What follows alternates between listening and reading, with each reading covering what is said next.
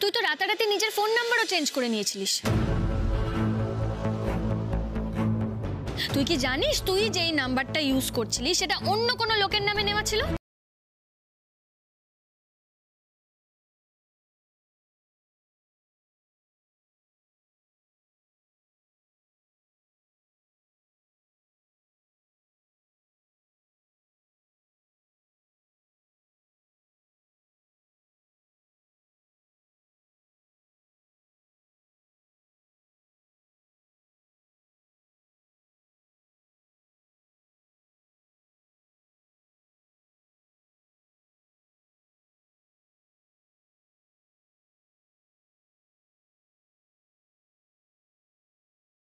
এটা কি আমার অপরাধ?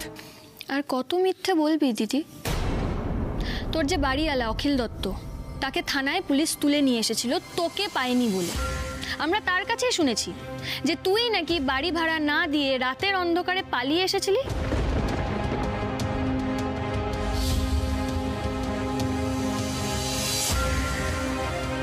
আচ্ছা আমাকে একটা কথা বল, তুই কোন কোম্পানিতে চাকরি করতিস? একটু নামটা বলবি কোম্পানির? এই প্রশ্নের উত্তর দিতে আমি বাধ্য নই বকুল। দেখ, ওই অখিল দত্তের সঙ্গে বাড়ি ভাড়া নিয়ে যা কথা বলার কুণালই বলেছিল। তাছাড়া সেদিন কুণাল হঠাৎ করে চলে যাওয়ায় আমি খুবই ডিস্টার্ব ছিলাম। তাই ও বাড়ি ভাড়া দিয়েছে না দেয়নি কোনো প্রশ্নই আমি করিনি, না করেই সেখান থেকে চলে গিয়েছিলাম। হ্যাঁ মানছি এটা আমার ছোট ভুল হয়েছিল, কিন্তু তুই সবার সামনে আমাকে যে অপবাদ দিচ্ছিস তার কোনো প্রমাণ আছে তোর কাছে? আর প্রমাণ ছাড়া তুই আমাকে এভাবে দোষারোপ করতে পারিস না বকুল। আমার তোকে কংগ্রাচুলেট করতে আসাই ভুল হয়েছে।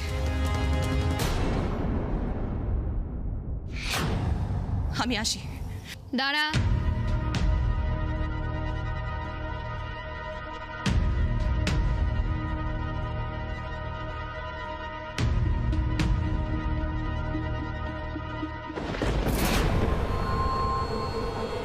তোর আংটি সামলে রাখিস। তোর বিরুদ্ধে প্রমাণ জোগাড় করতে আমার বেশি সময় লাগবে না দিদি। আর যেদিন আমি একটা প্রমাণ জোগাড় করতে পারবো, তোর জায়গা হবে ওই লকআপে।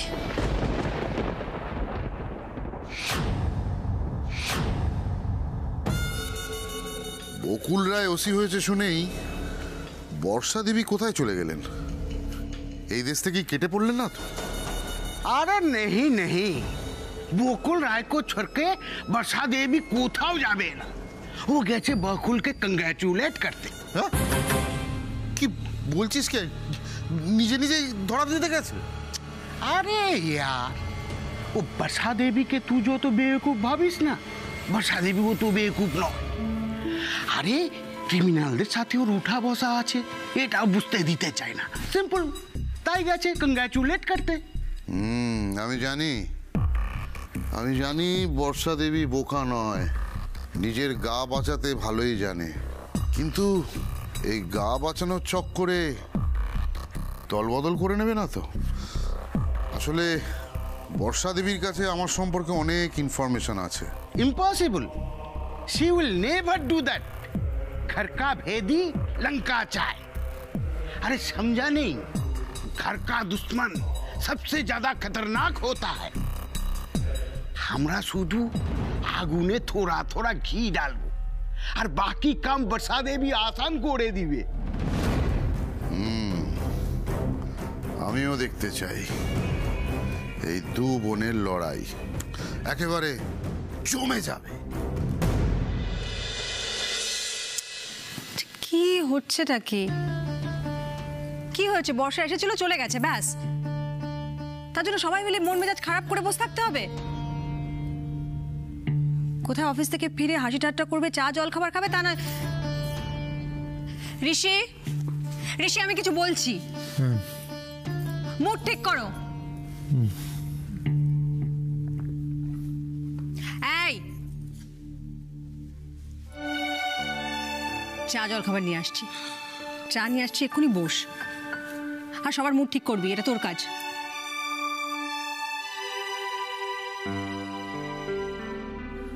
বর্ষা কি শুধুমাত্র তোমাকে কংগ্রাচুলেট করতে এসেছিল, নাকি ওর কোনো অন্য উদ্দেশ্য ছিল? তোমার কি মনে হয় বকুল? বাবা বকুল, ও তো তোমার সঙ্গে থাকতে থাকতে তোমার চেয়ে বড় পুলিশ হয়ে গেছে। তুই পুলিশকে জেরা করছিস? ও দাদা ভাই, এটা জেরা নয়, এটা জিজ্ঞাসা। ঋষি, তোর এই সন্দেহের বাতিকটা কিন্তু ক্রমশ বেড়ে যাচ্ছে, খুব সাবধান। ওই দেখো কি। ও তো ঠিক কথাই বলছে দাদা ভাই। তুমি নিজেই বলো না, আমি যে দিদিকে এতগুলো প্রশ্ন করলাম, তুমি দেখলে কিভাবে ক্রমাগত মিথ্যে বলে গেল। এতে তো ওর প্রতি আমার সন্দেহটা আরো দৃঢ় হলো, তাই না? বকুল, সন্দেহ করছো তার দাদা ভাই, আমাকে একটা কথা বলো, আমি ওকে কি জিজ্ঞেস করলাম যে ও ম্যাক্সকে চিনতো কিনা? ও তার উত্তরে কি বললো? আমি ওকে একটা সাধারণ প্রশ্ন করলাম যে তোর কোম্পানির নাম কি, কোনো উত্তর দিল? ও জানলো কি করে যে আমি বাড়িতে ফিরে এসেছি, আমি ওসি হয়ে ফিরে এসেছি? ওর সঙ্গে তো মায়ের দেখাও হয়নি, কথাও হয়নি।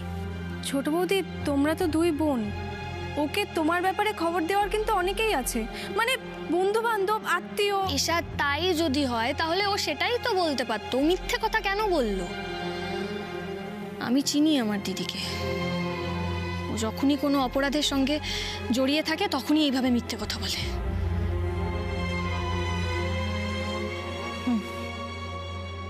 ঋষি, যাকগে, ছাড়ো এসব। তুমি বলো, অগ্নিজিৎ বাবুর সঙ্গে দেখা হয়েছে? খুশি হয়েছে নিশ্চয়ই?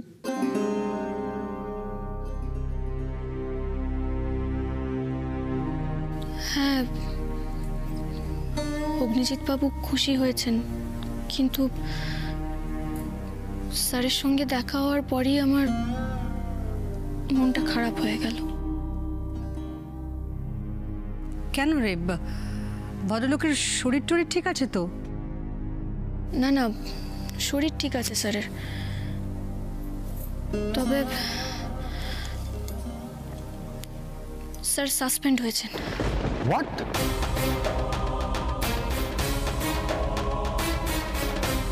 হ্যাঁ,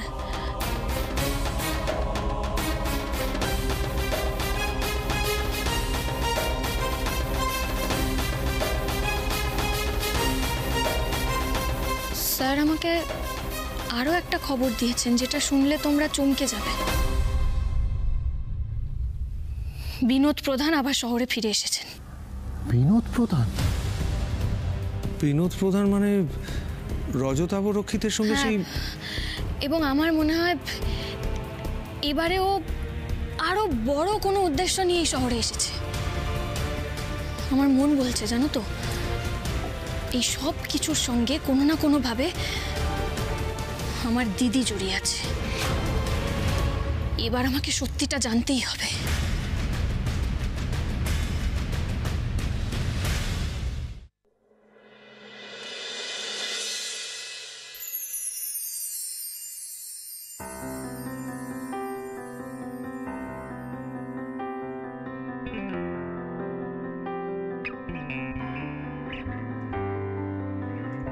আবার টেবিলে গিয়ে বসলে যে? রাত হয়েছে তো, ঘুমাবে না? হ্যাঁ, আমার এখন কিছু লেখালেখি বাকি আছে। লেখা? বাবা, ওখানে গিয়ে তো দেখছি আমার পুলিশ বউটা কবিও হয়ে গেছে। ট্রেনিংয়ে রোজ রাত 8টার মধ্যে সবার ডিনার হয়ে যেত। পরের দিন সকাল 6টা থেকে আবার ট্রেনিং শুরু হতো। আমার না অত তাড়াতাড়ি ঘুম আসতো না। তখন আমার সঙ্গী হতো আমার এই ডায়েরিটা। আমি আমার মনের কত কথা লিখে রাখতাম এর মধ্যে।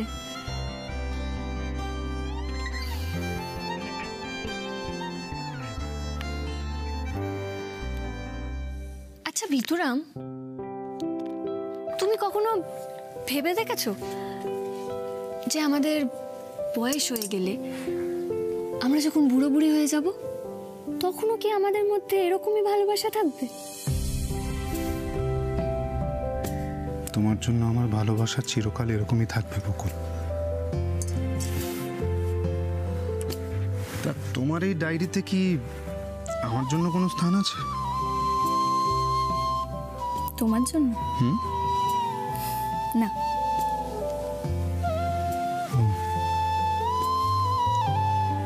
তার মানে একটা বছরে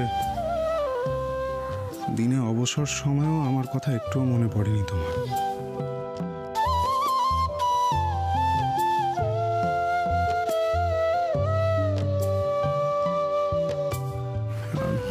তোমার লেখা হয়ে গেলে ঘুমোতে এসো।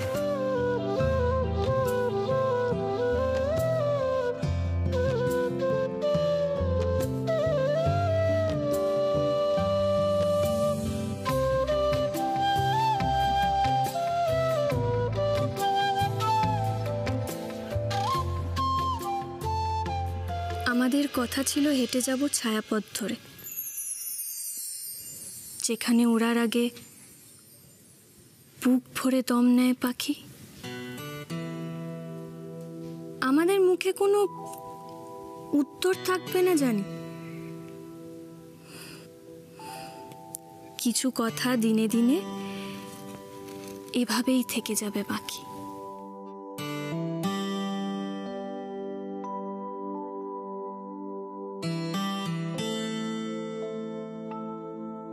আমাদের মনে নেই সে সময় ঠিক ছিল কিনা। স্রোতে স্রোতে ভেসে যাওয়া যৌবন, জটিল প্রহর, নৌকো ডুবেছে কবে হুঁশ নেই। একা জেগে দেখি চাঁদের আলোয় ভাসে আমার এ সংসার, ঘর।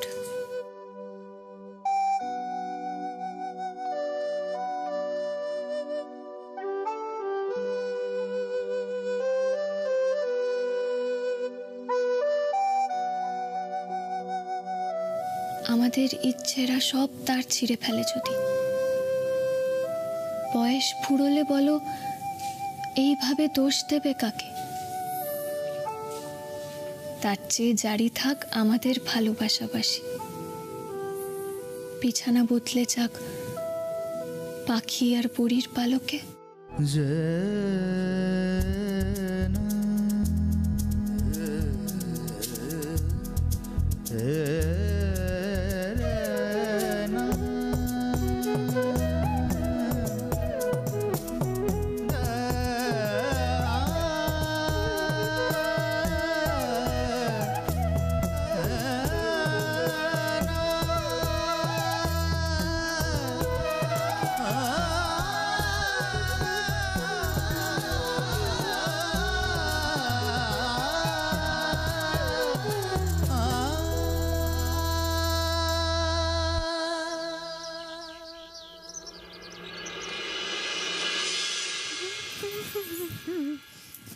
কি গো মাগো বাবা, ও মা তুমি এত সকাল সকাল রেডি হয়ে কোথায় যাচ্ছ? আমি জানি না, তো দিদি বললেন তাড়াতাড়ি রেডি হয়ে চলে আসতে, তাই চলে এলাম। কাকিমণি, তুমি আর মা এখন বেরোচ্ছ? তাহলে এখন আমি কি খাবো? আরে বাবা, সারা দিন ছেলেটাকে খাবো কি আর খাবো? অদিতি আছে, রোশনি আছে, ওটা বানিয়ে দিতে পারবে না? এই রোশনি, যা যা খেতে যাবে তাইতে বানিয়ে দিবি। একদম একদম। ওই দেখো, ওই দেখো কাঁচকলা দেখাচ্ছে, দেখেছো? হ্যাঁ, তোমরা কখন ফিরবে বলো তো? হ্যাঁ, ওরে বাবা রে বাবা, আমি এত কিছু জানি না রে। দিদি জানে। দিদি জানে? হ্যাঁ। মা মা মা, বল। তুমি আর কাকিমণি এখন বেরোচ্ছ? মানে এখন বেরোনোর দরকারটা কি বলো তো? আমি অফিস চলে যাওয়ার পর বেরোতে পারো না? দেখেছো দেখেছো? হ্যাঁ, কাঁচকলা দেখাচ্ছে। হ্যাঁ, এবার যদি ব্রেকফাস্টে কাঁচকলার সেদ্ধ খেতে দেয় তখন কি? চুপ কর তো, খেপার মতন করিস না। তোমাকে কোনো কাঁচকলা সেদ্ধ খেতে হবে না, আমরা এক্ষুনি চলে আসবো। তাড়াতাড়ি আসবে। হ্যাঁ, চল। মা, এখন আবার কোথায় যাবে? এই তো সামনে একটু মন্দিরে যাচ্ছি বাবা। ও তাই? কেন কেন মন্দিরে কেন? আজকে বিশেষ কোনো দিন, মানে পুজো টুজো, মানে প্রসাদ? না না না, সেরকম কিছু না, মানত করেছিলাম বকুলের প্রমোশনটা হলে গিয়ে পুজো দিয়ে আসবো। কম ঝড়ঝাপটা তো গেল না মেয়েটার উপর দিয়ে। বাবা, অনেক মানসিক চাপ, অনেক কষ্ট করে তবে আজ এই জায়গায় এসে পৌঁছেছে। বল। সৌরভকেও বললাম, জানো তো, ও তো খুব খুশি। ও বলেছে এবারে যখন আসবে তখন বকুলের জন্য দারুণ একটা গিফট নিয়ে আসবে। আসলে কোনোদিন তো ওকে তেমন কিছু দেয়া হয়নি, এবার দিবি দি ভাই। আমিও তো ওকে এতদিন কিচ্ছু দিতে পারিনি, এবার প্রথম স্যালারি পেয়ে দেব। আর আমার সব থেকে বেশি মজা কি লাগছে জানিস, আমাদের কলেজের বন্ধুরা যারা ছোট বৌদিকে চেনে তারা সবাই আমাকে ফোন করেছে, আমার ভীষণ গর্ব হচ্ছে।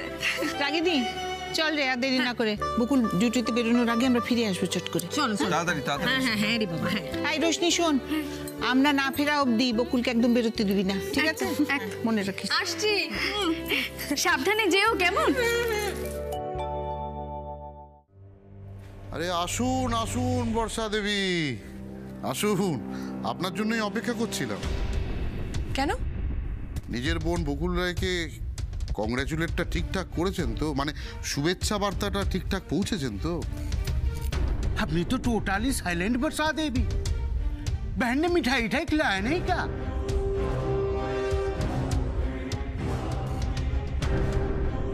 তোর বিরুদ্ধে প্রমাণ জোগাড় করতে আমার বেশি সময় লাগবে না দিদি।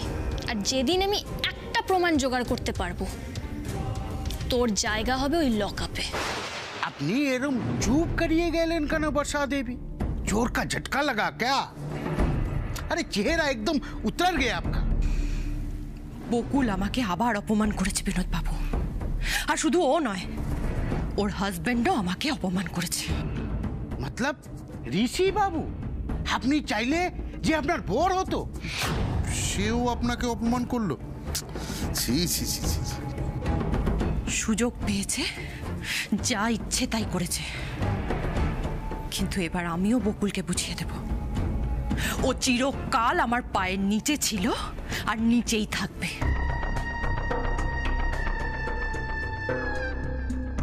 না না না না না, বকুল এই কাজটা ঠিক করলো না। আপনি তো গেছিলেন কংগ্রেচুলেট করতে, হ্যাঁ, তার বদলে অপমান? না, বকুল জানে না ও কত বড় ভুল করেছে। সাপের গর্তে হাত ঢুকিয়েছে বকুল। अरे अरे अरे इतना गुस्साइए नहीं। अरे मूसा, कुछ दिन के लिए কোনো কাজে ওনাকে ইনভলভ করবি না, ঠিক আছে? উনি একটু চুপচাপ থাকুন। ঠিক বলেছিস বর্ষা দেবী। আপনাকে যে ডিলটা সামলাতে বলেছিলাম, আপাতত আপনাকে সামলাতে হবে না, আমি অন্য কাউকে পাঠিয়ে দেবো। আগে হাওয়াটা বুঝে নি, বকুল রায় ঠিক এখন কি চাইছে সেটা বোঝা খুব দরকার। না মুসা ভাই, এই অপারেশনটা আমিই করব। আর বকুল যদি আমার পথে বাধা হয়ে দাঁড়ায়, তাহলে এবার আমি ওকে নিজের হাতে শেষ করে দেব।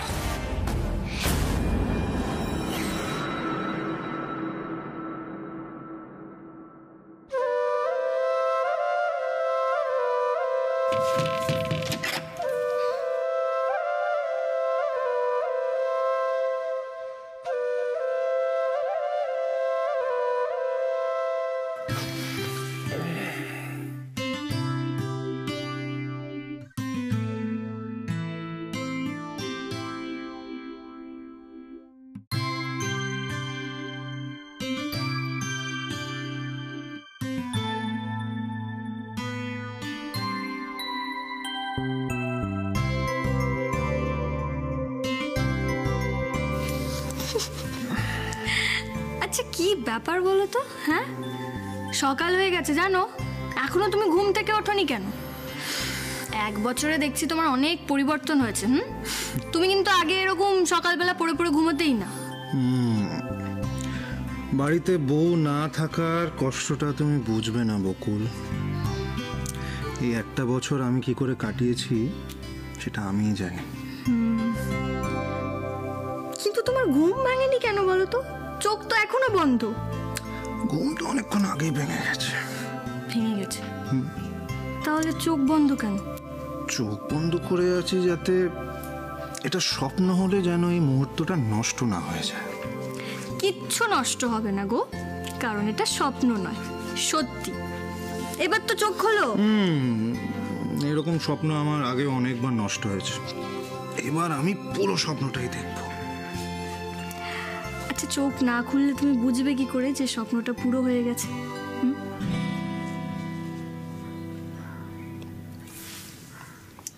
সত্যি তো,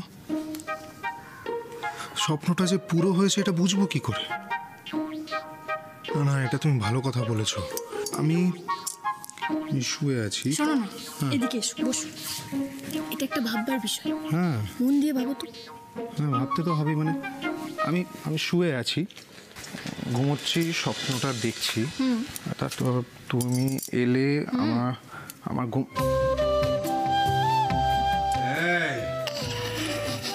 তুমি আমাকে বোকা বানাচ্ছ না? বোকা বানাচ্ছ আমাকে। দিলে তো তুমি আমার স্বপ্নটা ভেঙে। এতক্ষণে বুঝলে? দাও আমার স্বপ্ন ফেরত দাও। স্বপ্ন? হ্যাঁ। ক্যাচ কলা দেবো ফেরত। না, ক্যাচ করা তোমাকে স্বপ্ন দিতে হবে। আরে ভিতুরাম,